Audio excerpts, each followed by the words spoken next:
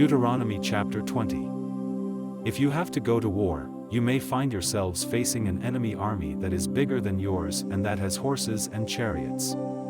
But don't be afraid. The Lord your God rescued you from Egypt, and he will help you fight.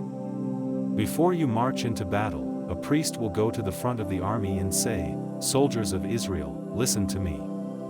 Today, when you go into battle, don't be afraid of the enemy, and when you see them, don't panic. Your God will fight alongside you and help you win the battle."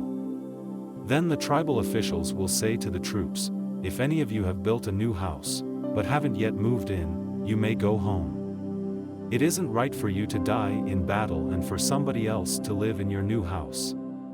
If any of you have planted a vineyard but haven't had your first grape harvest, you may go home. It isn't right for you to die in battle and for somebody else to enjoy your grapes. If any of you are engaged to be married, you may go back home and get married. It isn't right for you to die in battle and for somebody else to marry the woman you are engaged to. Finally, if any of you are afraid, you may go home. We don't want you to discourage the other soldiers."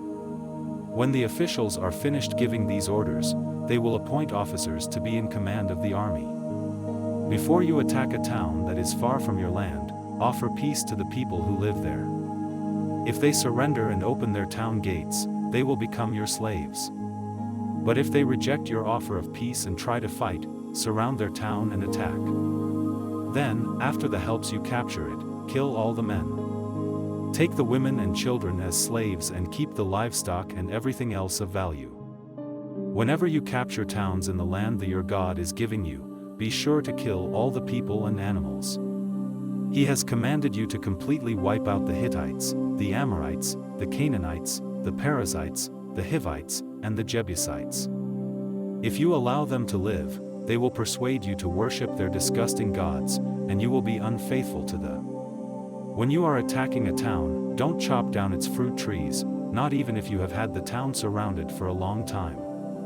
Fruit trees aren't your enemies, and they produce food that you can eat, so don't cut them down.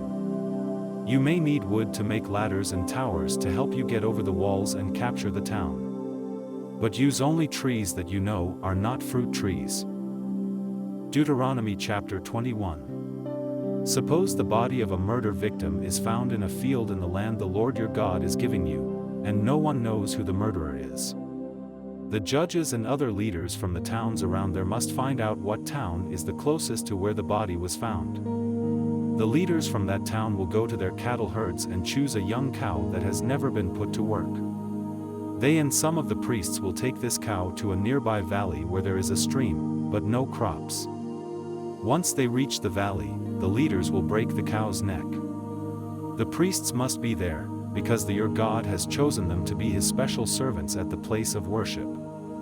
He has chosen them to bless the people in his name and to be judges in all legal cases, whether property or injury is involved.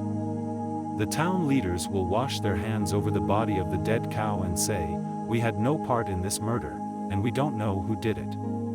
But since an innocent person was murdered, we beg you, to accept this sacrifice and forgive Israel. We are your people, and you rescued us. Please don't hold this crime against us. If you obey and do these things, he will forgive Israel." From time to time, you men will serve as soldiers and go off to war. Your God will help you defeat your enemies, and you will take many prisoners. One of these prisoners may be a beautiful woman, and you may want to marry her. But first you must bring her into your home, and have her shave her head, cut her nails, get rid of her foreign clothes, and start wearing Israelite clothes. She will mourn a month for her father and mother, then you can marry her. Later on, if you are not happy with the woman, you can divorce her, and she can go free. But you have slept with her as your wife, so you cannot sell her as a slave or make her into your own slave. Suppose a man has two wives and loves one more than the other.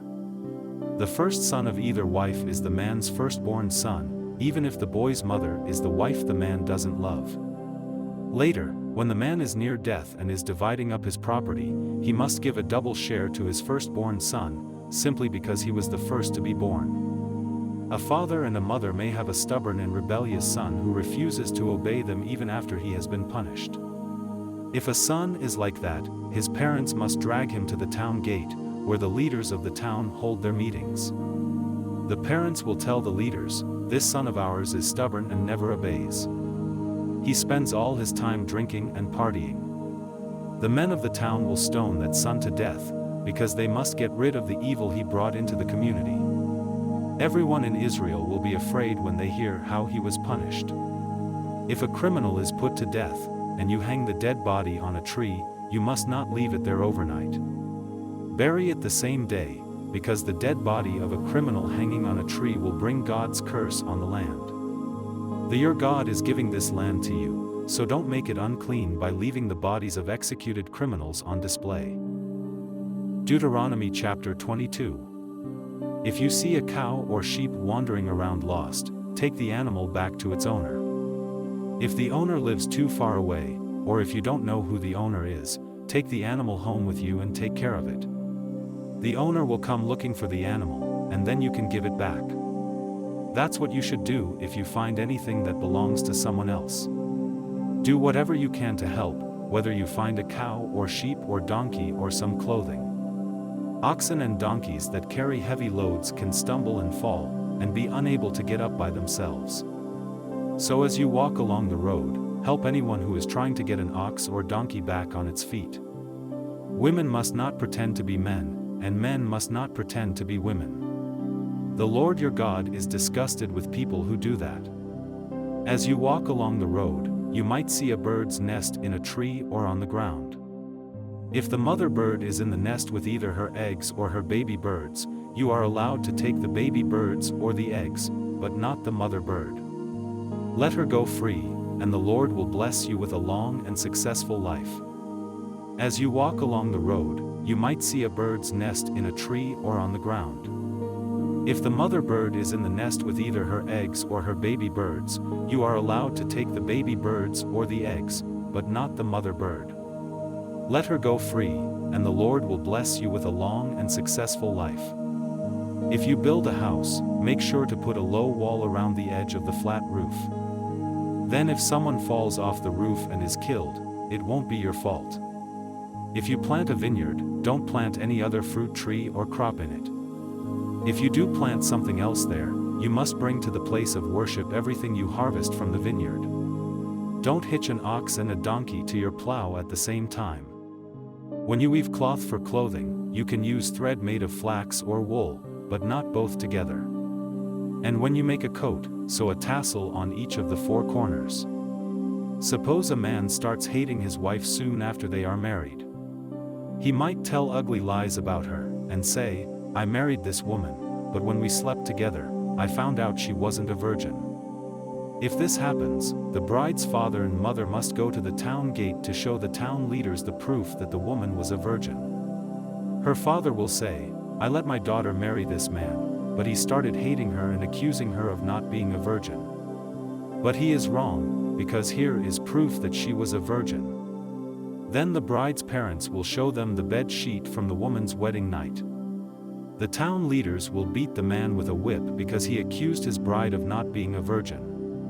He will have to pay her father 100 pieces of silver and will never be allowed to divorce her. But if the man was right and there is no proof that his bride was a virgin, the men of the town will take the woman to the door of her father's house and stone her to death. This woman brought evil into your community by sleeping with someone before she got married, and you must get rid of that evil by killing her. People of Israel, if a man is caught having sex with someone else's wife, you must put them both to death. That way, you will get rid of the evil they have done in Israel. If a man is caught in town having sex with an engaged woman who isn't screaming for help, they both must be put to death. The man is guilty of having sex with a married woman. And the woman is guilty because she didn't call for help, even though she was inside a town and people were nearby. Take them both to the town gate and stone them to death. You must get rid of the evil they brought into your community. If a man is caught in town having sex with an engaged woman who isn't screaming for help, they both must be put to death. The man is guilty of having sex with a married woman. And the woman is guilty because she didn't call for help, even though she was inside a town and people were nearby. Take them both to the town gate and stone them to death. You must get rid of the evil they brought into your community. If an engaged woman is raped out in the country, only the man will be put to death. Do not punish the woman at all, she has done nothing wrong, and certainly nothing deserving death. This crime is like murder, because the woman was alone out in the country when the man attacked her. She screamed, but there was no one to help her. Suppose a woman isn't engaged to be married, and a man forces her to have sex with him. If he is caught, they will be forced to get married. He must give her father 50 pieces of silver as a bride price and can never divorce her. A man must not marry a woman who was married to his father. This would be a disgrace to his father. Deuteronomy chapter 23 verses 1 to 18. If a man's private parts have been crushed or cut off, he cannot fully belong to the Lord's people.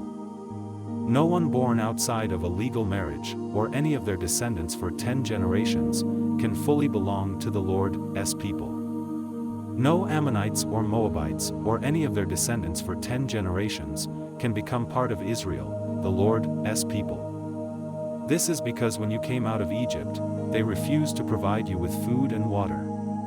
And besides, they hired Balaam to put a curse on you. But the Lord your God loves you, so he refused to listen to Balaam and turned Balaam's curse into a blessing. Don't even think of signing a peace treaty with Moab or Ammon. But Edomites are your relatives, and you lived as foreigners in the country of Egypt.